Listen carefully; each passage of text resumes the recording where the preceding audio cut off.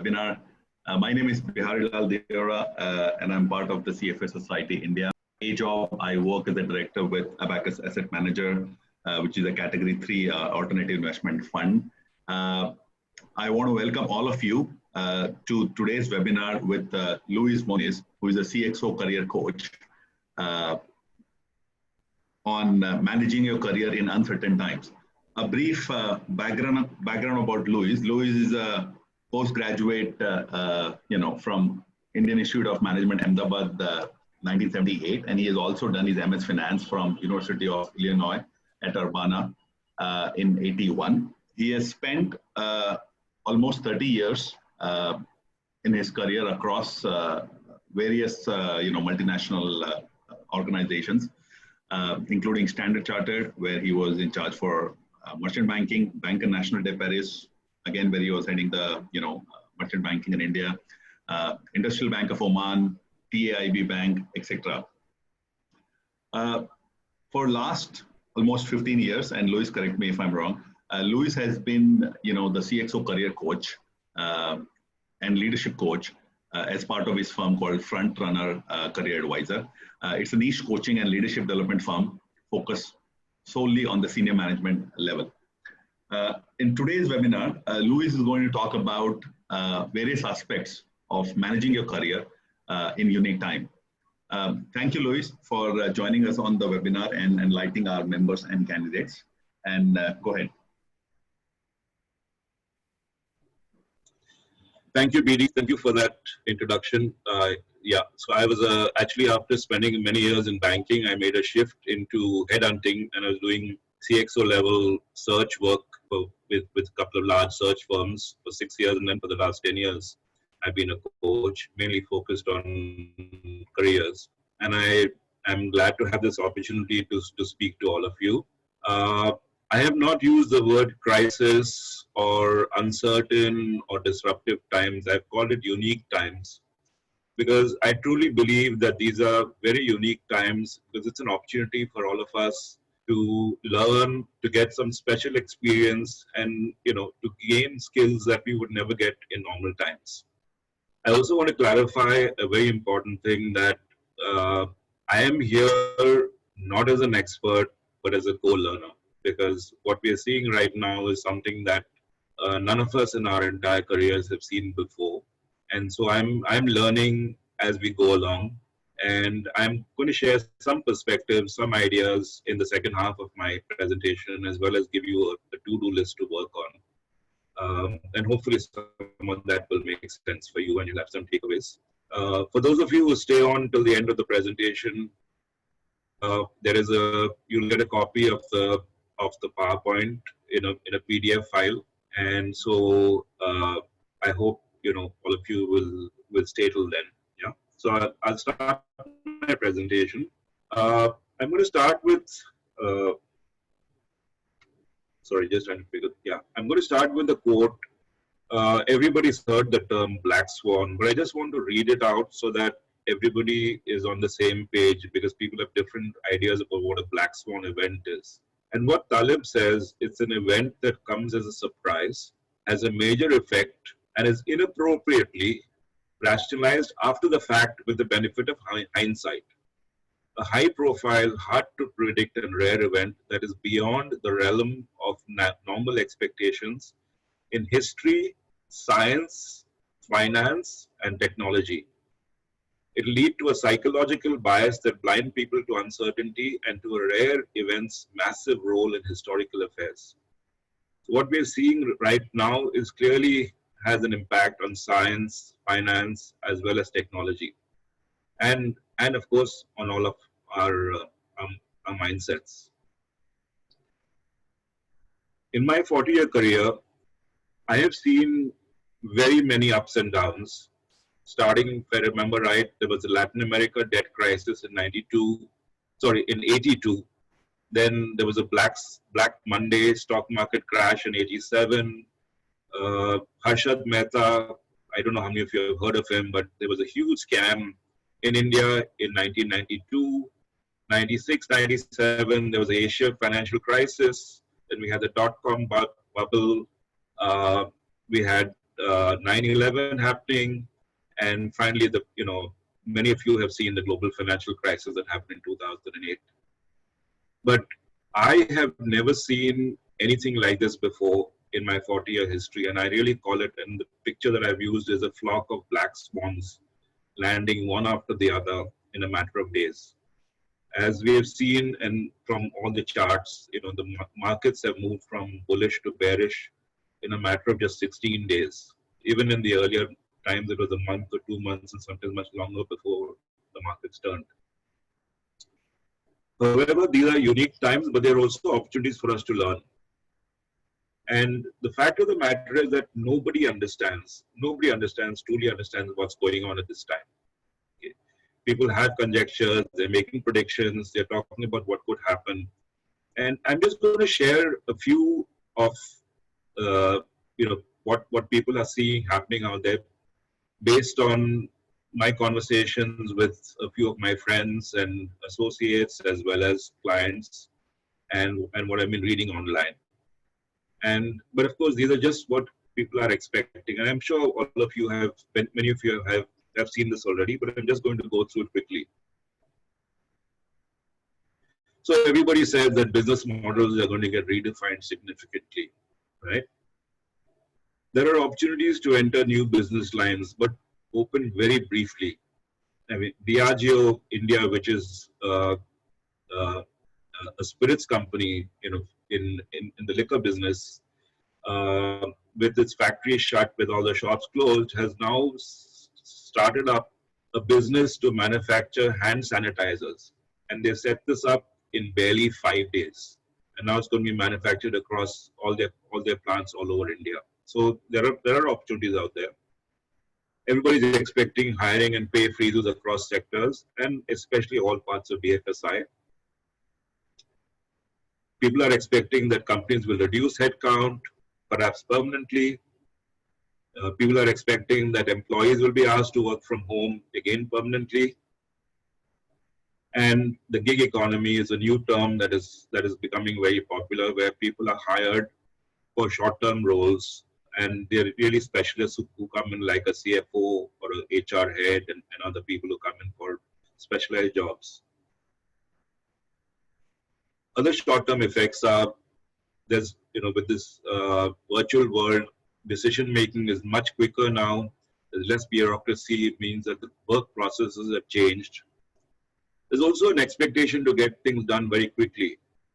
I myself was asked by the CFA Society to start this, to host this webinar barely, I think it was 4 or 5 days ago. And here we are, I'm talking to you, and I'm all set to, and hopefully do a decent presentation for you guys. There's a new paradigm for work-life balance that all of us are adjusting to when we're working from home, right? It's no longer, the old way where we were in office and came back home in the evenings. This is annual review time, month of March, April, and the narrative has changed from bonus and promotion hopes to just plain gratitude that one has a job. All large ticket expenditure on hold, whether it's vacation, an upgrade of your car, or buying any luxury items. There's also questions that are being raised, very fundamental questions that are being raised at this point by companies as well as professionals. And I'm just going to raise, put down a few of them because they are relevant from what is going to come up in the latter part of the presentation. So what are the questions that CEOs are asking right now is, how do we reorganize ourselves to better cope with the operational crisis arising from the operational issues that are arising from the crisis? I think as they evolve every other day. Should we grab new business opportunities or just be protective of what we have? How can the organization be better prepared for a post-COVID-19 world? That's what CEOs are being faced with at this point. What do we as professionals are grappling with? How do I survive this very difficult period and somehow stay employed, right? How is my professional life going to change after this crisis is over? And how can I be better positioned to remain successful then? So I'm going to now talk about a few pointers, and hopefully uh, it's not all doom and gloom. There's a lot of stuff that can be done. There are opportunities for all of us, and I'm going to come up with and talk about some of the opportunities at the end of the slide, at the end of the presentation. Hopefully, when we are doing an interview a few years down the road, we won't have this, right? There's a gap in your resume. What were you doing? I was basically washing my hands. Hopefully that won't happen to any of us. So the first stage of the process, and before I get there, I'm just going to comment once again about what Talib said, that in economic life and history, more generally, just about everything of consequence comes from black swans. Ordinary events have paltry effects in the long term. So this is an opportunity, clearly an opportunity for us to do something special. And I'm going to just point out to 2 or 3 or 4 different examples of what is happening in our own world of financial services and professional services as we speak. There's an announcement just a few days ago by ICICI Bank, which said that we have just launched banking services on WhatsApp. And to do this, I'm sure they would have involved a whole lot of people to look at technology, to look at customer service, to look at internal control, and so many other aspects. And all these people would have been working on this project to launch this at breakneck speed, right? The CEO of an international bank, this is what he said. This is a real test of character for our people. And it's good to see them take initiative to solve problems and find workarounds instead of sticking to the rule book. The CEO of a major international financial services group says that we have initiated projects to find creative ways to re-engineer our business once the crisis is over. One team is studying new ways of customer engagement. Another is examining digitization of operations. Now, all these projects will require people across levels, not necessarily senior. There'll be a lot of work and across different functions that are there, and they're there to be taken. This is a major legal firm which works a lot with the US and in Europe. And says that we have extended our internal continuous education program to clients across the world. So senior partners today are running programs for not only for their own people, but also for clients on legal terms and other things where they can help clients. So what's the first step of the process? I think the first step is to change your mindset. A lot of us, are very indifferent about our jobs, then we have an average performance or we're underperforming, and we feel less valued by our boss, and therefore we have a very high risk of layoff. And that's what's perhaps happening to today for a large percentage of people. But I think you need to change that. You need to say, I love my work, and what are the opportunities that I can do? What can I do to make my job more meaningful? And then that will automatically make me a top performer. I will be highly valued at work, and therefore I will have a strong reputation. And that strong reputation means that even if I'm laid off, it won't take me time to find another role. So all of us need to move from a vicious cycle to a virtuous circle. And how do we do that? There are 2 or 3 very common, I would say, everybody knows them, but I think it's important to put these down.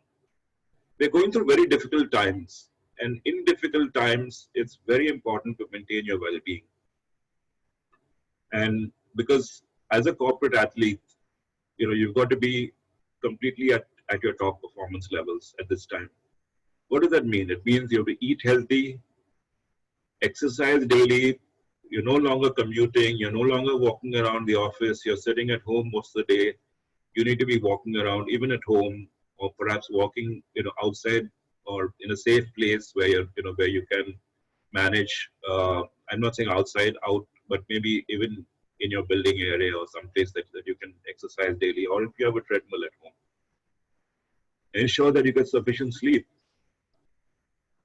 Reconnect with family members and old friends. We have time to, just build goodwill. Surround yourself with positive conversations, and that happens when you talk to family and friends. Thank those who helped you in the past. Use this as an opportunity. You may have not have thanked people. Do that now. And help others in whatever way possible. You also need to find ways to minimize your stress. And some stress busters could be, first, I would strongly recommend, there's too many what ifs out there. What if this will happen? What if that will happen? What will happen if my job gets downsized? What happens if my company, something happens to my company? What happens if this happens in the market?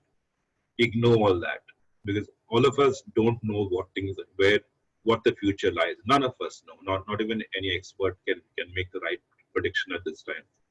So just look at what is immediately happening or likely happening to you, which is at this point the best thing that you need to do is to stay safe and ignore everything else. I also strongly recommend that you limit your information intake about the crisis. There's too much happening. There are too many forwards, too much online news. Just limit that so you keep your mind calm. Ignore all medical advice except from your doctor. People are talking about this vaccine and this thing and that thing regarding the virus. Drink something, ignore everything else. And find ways to calm your mind, whether it's music, meditation, writing a diary, or even just watching Netflix. Just find something to calm your mind and stay cool. Don't trip about small stuff, because that's not important. Just take a deep breath and say, let it go. And be extra patient. You're working from home. People around you, your customers, your colleagues are all adjusting to the new environment. Even people on home front are also, not used to seeing you at home all the time. But you also have to remember that you have a full-time job. And therefore, I strongly recommend, even if you're unemployed, by the way, you're looking for a job, your full-time job is to find the next one. So create a schedule for yourself that you're busy the whole day long. Maintain your work routine as before. Perhaps you're saving some time commuting. You can start your day earlier, maybe end it a little earlier in the process, but maintain your work routine. Use your calendar, to-do lists exactly as you were doing in the normal course. However, I recommend carve out a work area at home. No matter how big your home is or how small your home is, just create some space that you call it work, because that will help you to build discipline.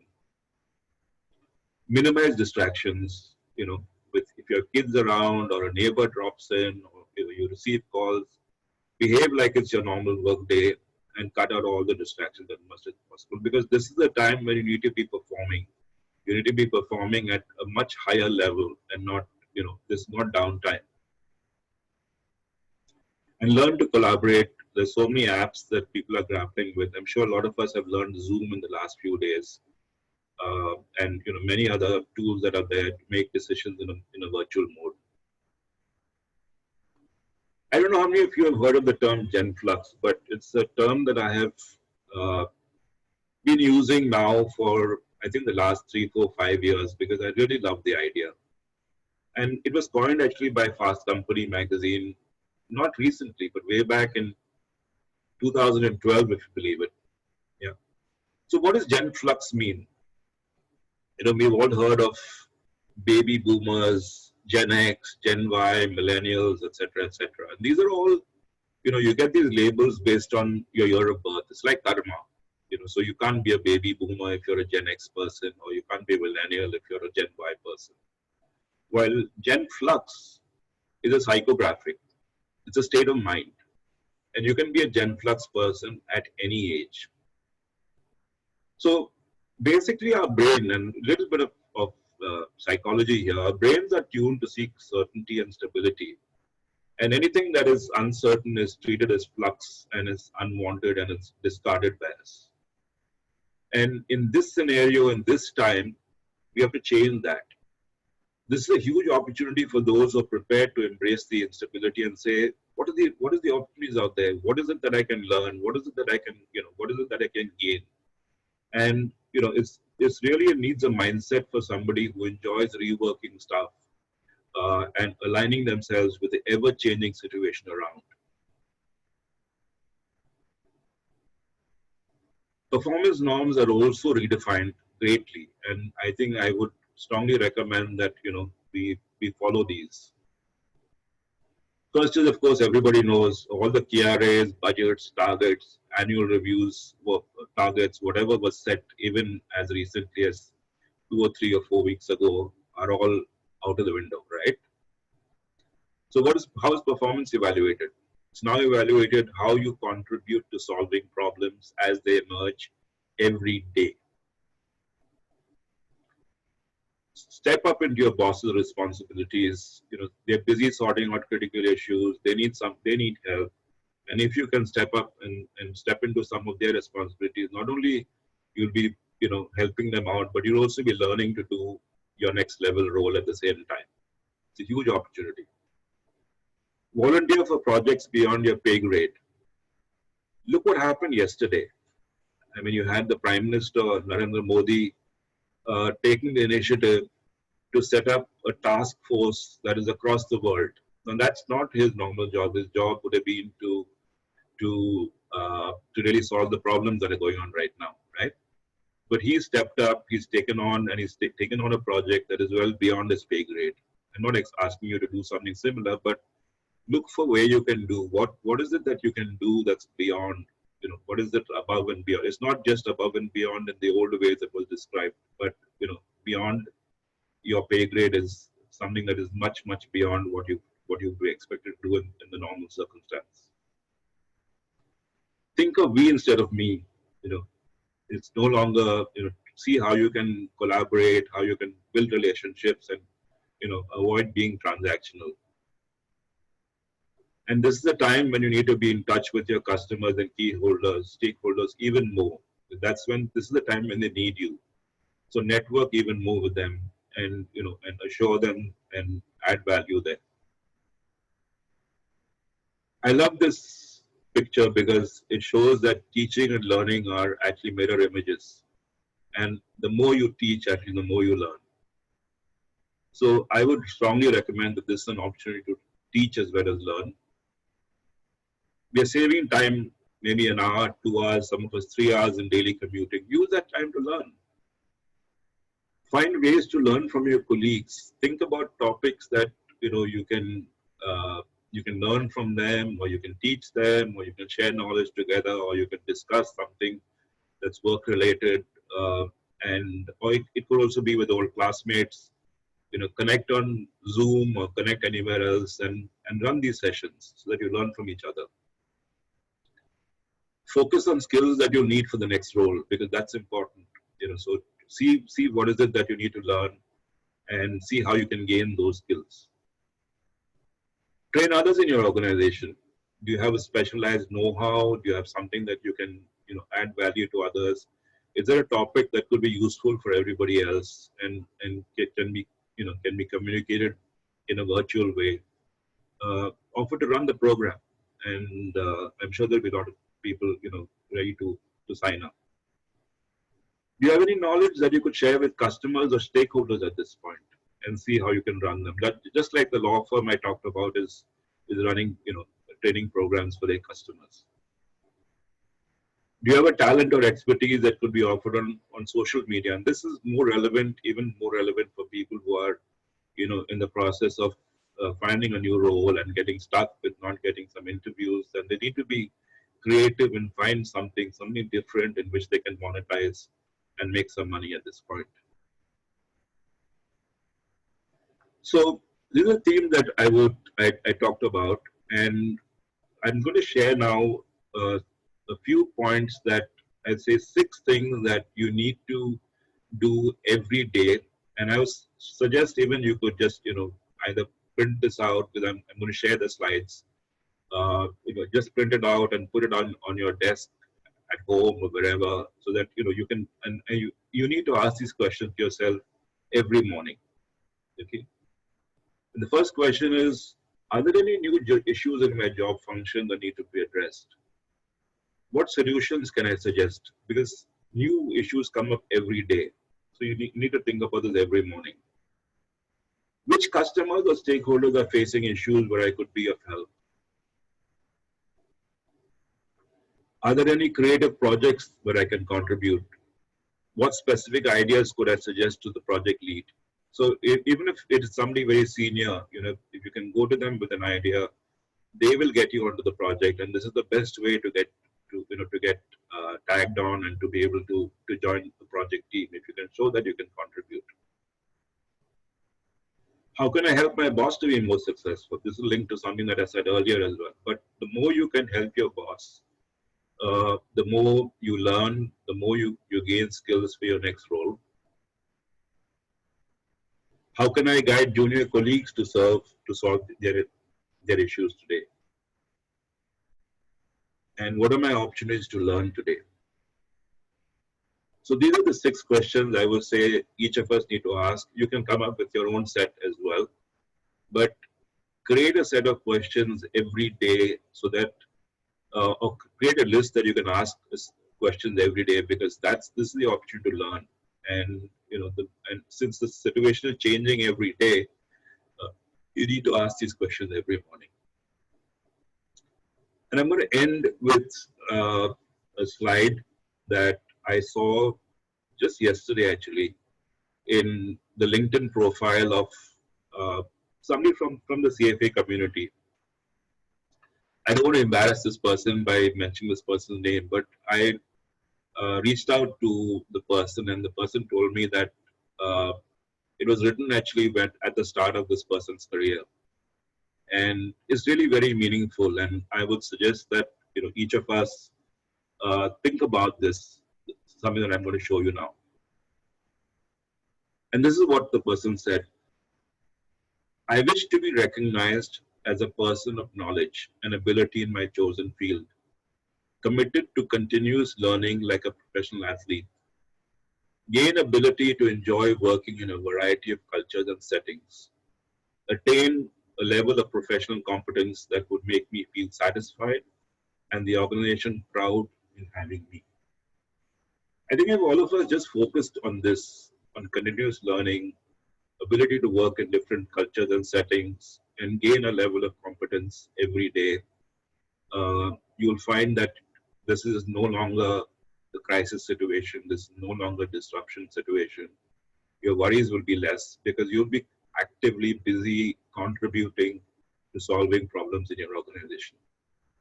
Thank you, and I now open it for questions. BD, over to you. Thanks, Louis, for the wonderful suggestions. Now, one of the comments which people often give or get is that during these times you should focus on reskilling oneself. Having said that, these days you name a course, you will find that one of the online platforms is offering it, or there are well clutter of resources available on online resources. So what process should one follow in identifying the correct course for him or her? As in, like, are there skill sets which are identified or good to have at this point in time, given that you have already had your CFA? So a very good question, BD, thanks. 2 things here. I would say, look at and evaluate where you want to go next. What are the skills and experiences and competencies that I would like, that I need to gain in order to be better positioned to get that role 6 months, a year, 2 years down the road. Of course, things are uncertain. One doesn't know how the roles are going to change, but you basically go based on the best information that you have right now. So once you've figured out that, the method that a lot of organizations use, and I think is very relevant here, it's called the 70-20-10 rule. Okay, 70% of your learning should come from on the job.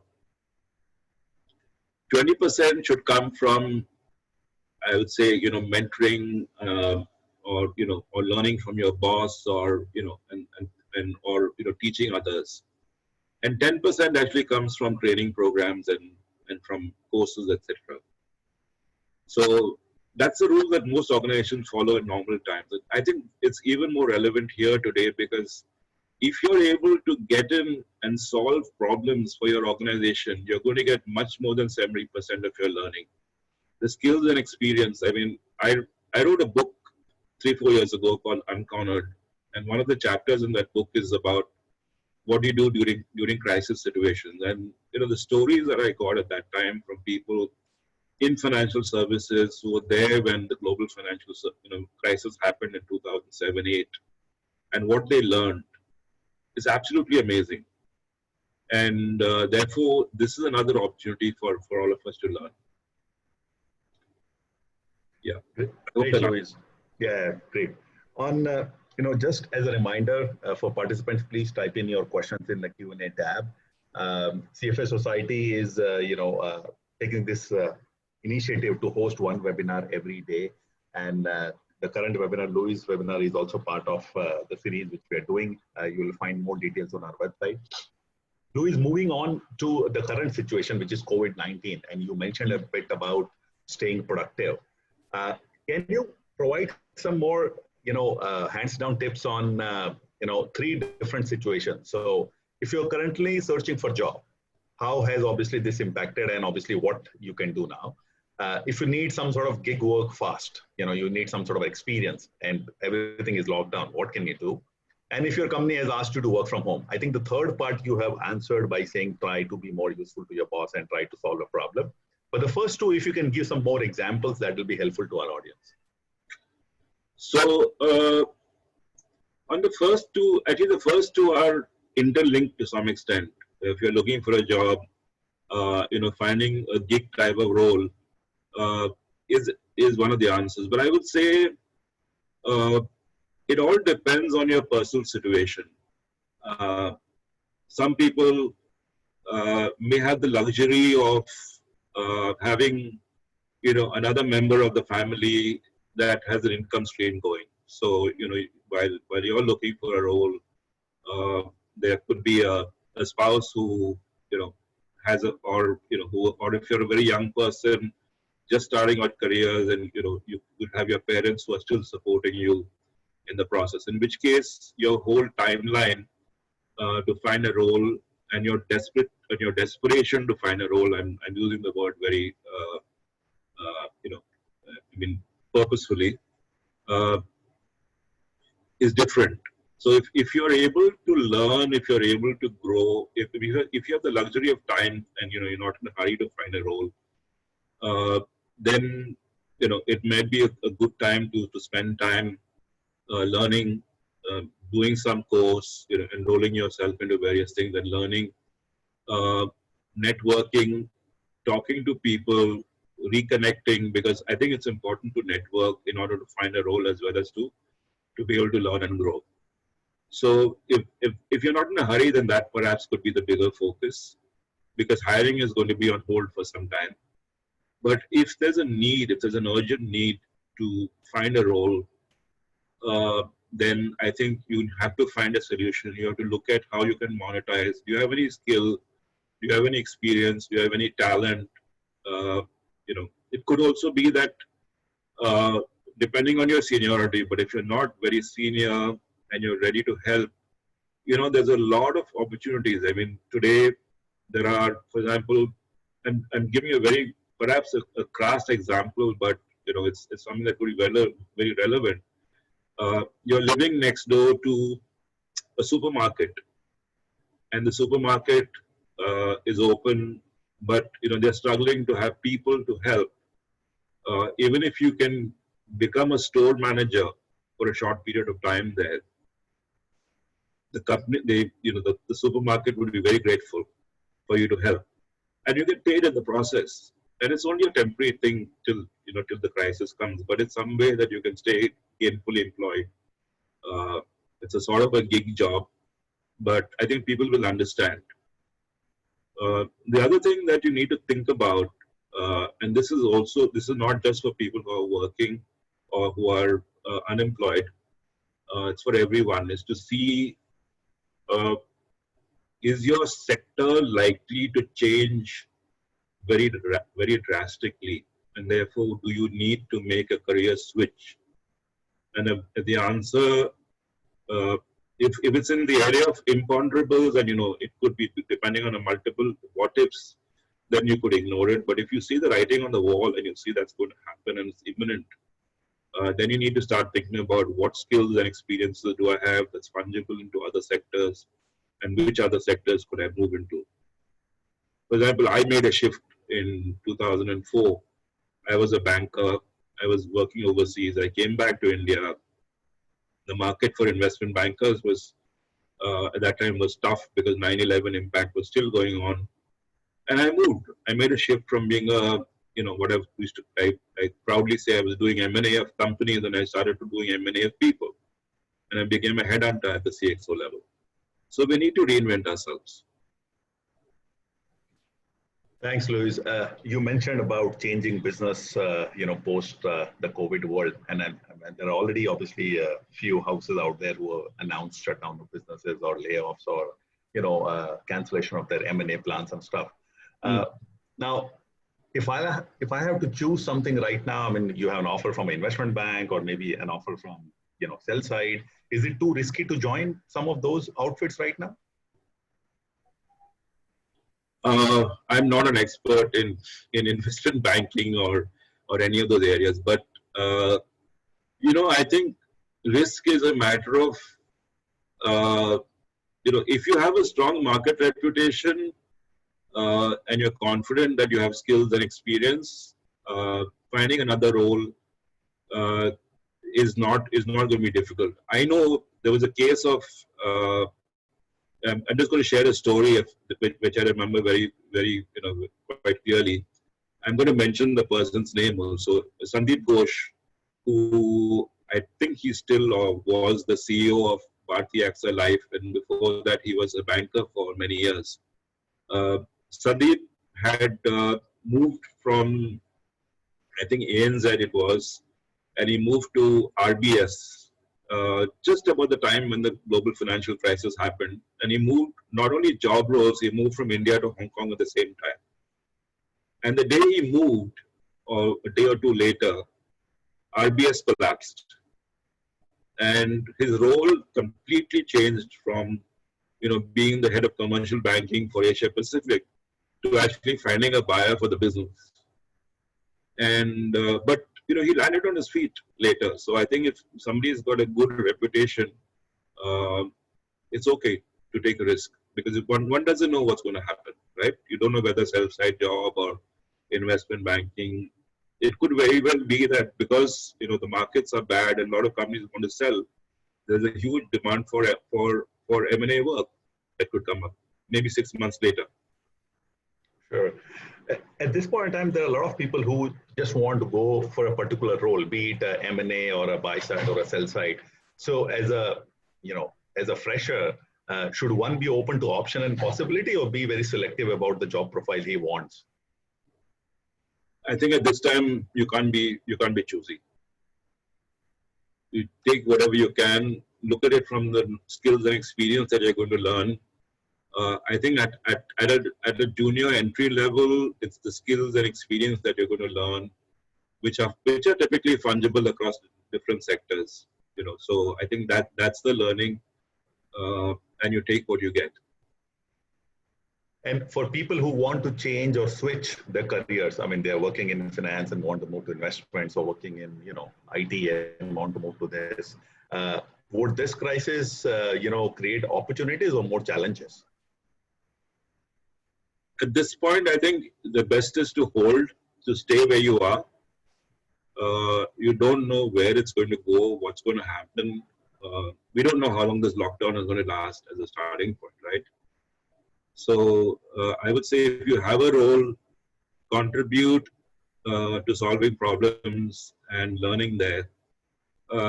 Once the situation clears up a bit, that's when you should cut the possibility of moving or to make a career shift, because you might be moving into a sector which might potentially collapse, right? So stay where you are at the moment. Sure. And despite the lockdown, one thing which is very common is that lots of companies are still posting jobs on LinkedIn and other portals. So is it like a AI which is working, or actual hiring is happening? No, no, there is hiring happening. I've seen announcements by, by headhunting firms proudly announcing that they've got, so and so, and very, very senior roles. Very senior people are getting hired, and the whole process has been done virtually because there's a need for people. Wonderful. For all our participants, we have a host of a career webinar series which talks about individual sectors and what it takes to get into that career, including your career path, behavioral traits, and natural progression, available on our India career page. Louis, just shifting gears a little bit. Now, you do a lot of CXO level coaching. For someone in his career, what's the importance of mentor? And how to find the right mentor in these unique times?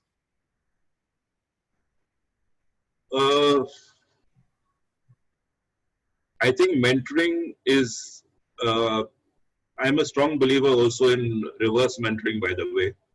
So a mentor doesn't have to be a senior person. I think this is not a time, perhaps you need one mentor, but you need several mentors. Or all of us need several people to give us guidance or advice.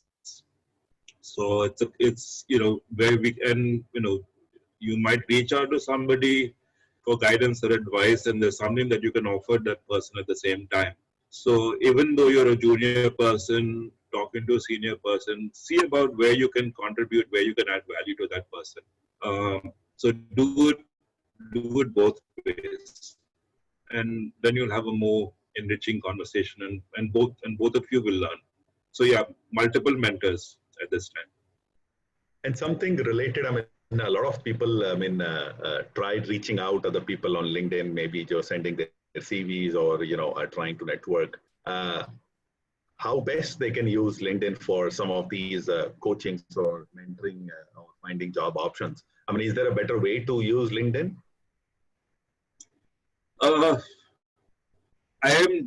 I believe that, if you're reaching out, if you made a connection on LinkedIn with somebody who you don't know, or haven't had an interaction with, or haven't had a meaningful conversation with anybody else, with that person before, and then expecting that person to help you is a bit, it's too high an expectation, right?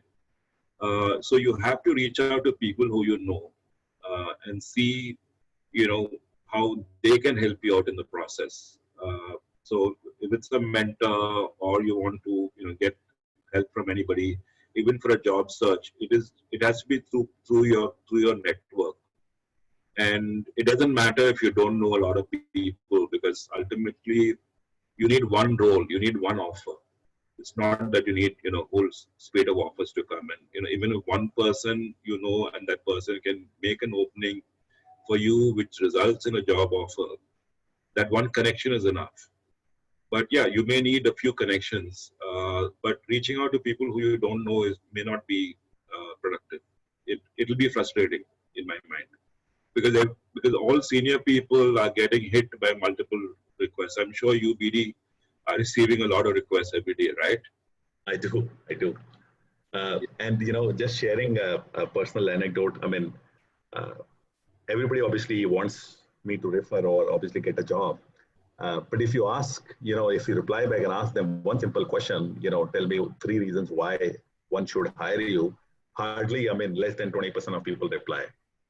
So, it is just, they also obviously do some sort of a mass mailing on LinkedIn. Yeah, absolutely. Or even if you ask them saying, give me 2 reasons why you fit into this job role, and you won't get any replies.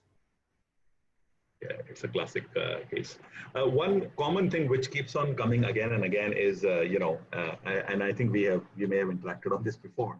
You said you should like your job, and everybody wants to obviously work passionately, and everybody aims to have passion. In these, unique times, how does one prove his or her passion about a role or, learning per se? It's not a job role. it's not the job role. It's not the regular role that, I'm doing financial analysis, or, whether I like financial analysis or whatever else. At this point of time, it's not the job role per se. It is the ability to contribute and help solve problems of the organization. And if you can, get into some of those teams in whatever way you can contribute, the job is going to be exciting. Because one is, you're working at a high energy, very short deadline process. Second is, when you're doing these projects, there's a lot of very senior people who are also involved. They're also watching the situation. And they will be, so therefore your chance of getting recognized at probably 5 levels senior to you is this is a great opportunity to learn. And therefore, if you can find your way there, you can you can certainly love your job. I'll just share a personal example that happened to me. This happened to me in 1994, I think, if I recall. So many years ago, after the Harshad Mehta scam, I was in Standard Chartered Bank, in the investment bank, and my job was to do M&A related work. And Standard Chartered Bank had a 3% holding in ICICI Limited in those days. It wasn't even ICICI Bank. And because the bank was in trouble, got hit by the scam, my role was to sell those shares. And it was a complicated exercise because there was no demat at that time, and there was, physical handling of about 100,000 share certificates, etc., etc., etc. And I completed the process and without disturbing the market, and got a good price from the, from selling those shares. And it was just a simple routine exercise. It wasn't complex. But I got a thank you letter a few weeks later, signed by the group executive director of Standard Chartered Bank, who was somebody in London, and it really made my day. And here I was just contributing in a small way during a difficult time, and I got recognized. So this is the time where you can create that recognition. This is the time where you can create those potentially future mentors for you. And, Louis, a connected question, sometimes, things happen out of, without your control. So some of these COVID things or layoffs or, and that gets prolonged. So if you are in one of those situations and, in a prolonged, maybe sabbatical or, unemployed for about maybe 6 to 12 months, how do you explain some of these things? Sorry, I didn't get you for the last question, PD.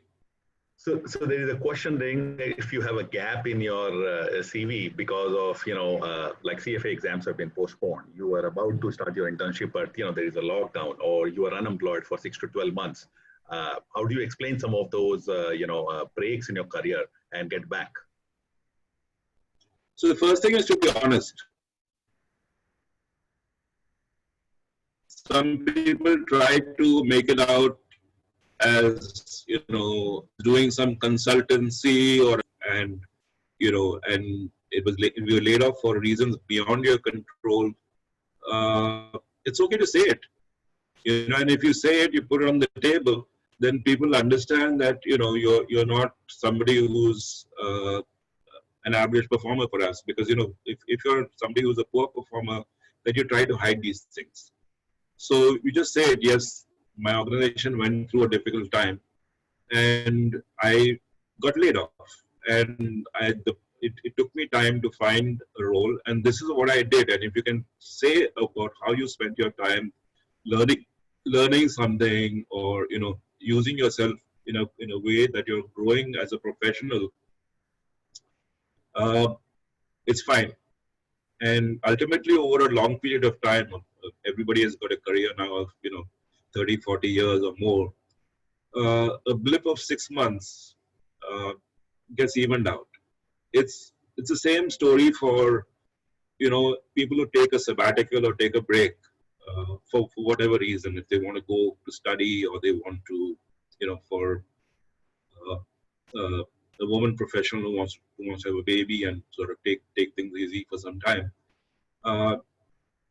It's okay because life is a marathon. I mean, professional life is a marathon, and you can catch up.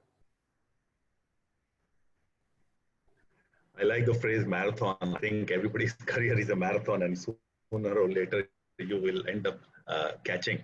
Uh, a quick question on, I mean, you mentioned something about gig work. Are there any suggested platforms or,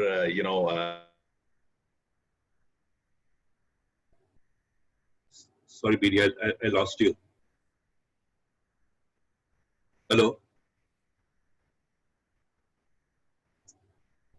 BD, I lost you. Luis, you talked about the gig economy. Can you suggest some platforms where one could find finance-related work? No, BD, I'm sorry. I am not very familiar with that area. Sure. And a lot of people, I mean, this thing has happened in, I mean, you mentioned a lot of Black Swan events. It has happened 2008, 2003. I mean, you were just about to graduate and, something like this happened. How should you approach it? I mean, maybe, your internship plans have been postponed. Maybe your, school reopen times have been postponed. How do you handle some of these situations as a fresher? I mean, you don't have a network. You were just graduating and,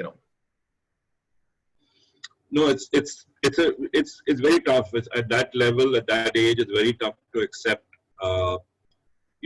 this level of uncertainty. And certainly, what's happened in the last few weeks is very, very tough. One has to just try to stay above it, create some sort of a purpose, some sort of a vision, and see what is it that I can do, what is it that I can learn, how can I use my time productively. And stay busy, because when you stay busy, you keep your mind busy and you worry less. Sure. There are a lot of people who have plans to shift or migrate to a different country, maybe Canada or Singapore or other countries with work visa. Now, if you worked in India for a few years, have your CA, CFA, and you're planning to migrate, how do you sort of find out skill sets or themes which are prevalent in some other country? I mean, is there a ready process to do that? Unless you apply for jobs in those areas, and this is, I guess, an issue not linked to COVID per se. I guess it's an issue linked to anybody who wants to migrate to Canada or to any other country. The countries that are offering work visas to people. It's not easy. It's not easy. One has to be able to, from what I know, talking to people, and I have a lot of kids of friends of mine who are in that situation, and they take a long time to find a role. So one has to have the financial resources to be able to, to survive those months job hunting, because you can't do it long distance. You got to be sitting in Toronto or wherever else looking for a job. And if it's in this current situation, I guess I would not recommend it, because things are very uncertain. So you don't know what's going to happen. The chances of making this move, which is cross country in a different, perhaps a different function, is going to be very hard to make at this point. Thanks, Luis. For the people who are looking for jobs across sectors and across the world, we have a dedicated career portal called india.careers.cfainstitute.org, where you can create your profile and obviously search for a lot of resources and jobs across the world.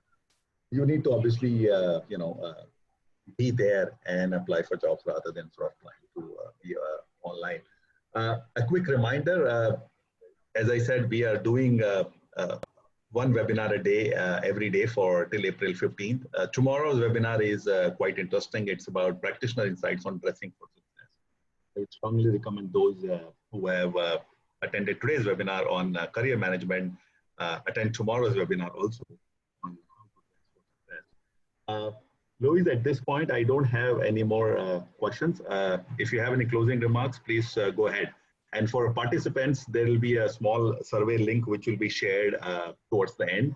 For CFA charter holders, in order to claim your C credit, you need to fill up that survey mandatorily with your membership number and provide a little bit of feedback on the session. For all others, please fill up the survey.